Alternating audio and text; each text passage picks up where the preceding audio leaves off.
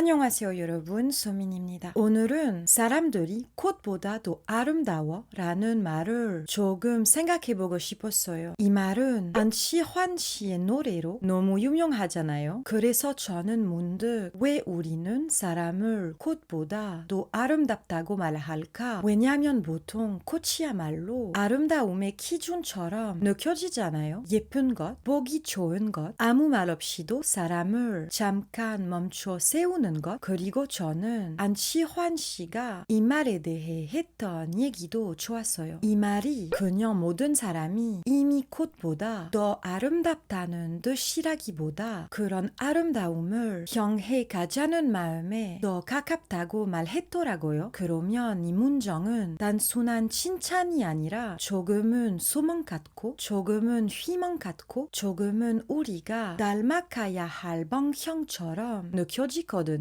그리고 저는 그 문장을 그렇게 생각하면 꽃의 아름다움과 사람의 아름다움은 처음부터 다른 종류의 아름다움 같아요. 꽃은 한눈에 아름다워요. 근데 사람은 오래 볼수록 더 아름다워지는 존재 같아요. 조금 더 오래 보고 그 사람이 지나온 시간이나 마음의 결 같은 걸 알게 되면 그때 비로소 보이는 아름다움이 있는 것 같거든요. 그래서 사람이 꽃보다 더 아름답다면 그건 더 깨끗해서라기보다 더 힘들게 얻어진 아름다움이기 때문인 것 같아요. 물론 꽃들도 이 말을 들으면 조금 억울할 수도 있겠죠. 꽃들도 날씨를 지나고 바람도 맞고 비도 맞으니까요. 사실 제가 제일 좋아하는 꽃은 코클리코예요. 그리고 저는 그 꽃이 어쩌면 제일 사람 같은 꽃이라고 느껴요. 코클리코는 조금 뒤집히고 어지러운 땅에서도 불쑥 피어나고 전쟁으로 상처 입은 들판에서도 피어났다고 하더라고요. 그래서 저는 그 꽃을 생각하면 아름다움이라는 게 그냥 피어있다는 사실만은 아닌 것 같아요. 어떻게 피어났는지, 어디에서 피어났는지, 어떤 땅을 지나 끝내 피어났는지까지 다 아름다움의 일부인 것 같거든요. 그리고 사람도 어쩌면 그런 것 같아요. 가끔은 땅이 전혀 행복의 씨앗을 품고 있을 것 같지 않아 보여도 사람은 이상하게 그 안에서 끝내 피워내기도 하잖아요. 그래서 저는 가끔 우리도 다 조금씩은 코클리코 같은 존재인지도 모른다고 믿고 싶어져요. 완벽해서 아름다운 게 아니라 그래도 끝내 피어나기 때문에 아름다운 것, 사람이 꽃보다 더 아름다워 라는 말은 사람들이 꽃보다 더 완벽하다는 뜻이 아니에요. 더 연약하고 더 복잡하고 더 상처 입고 그래도 이상하게 끝까지 따뜻하게 살아가려고 하는 존재라는 뜻에 더 가까운 것 같아요. 아마 그래서 사람이 더 아름답게 느껴질 때가 있는 것 같아요.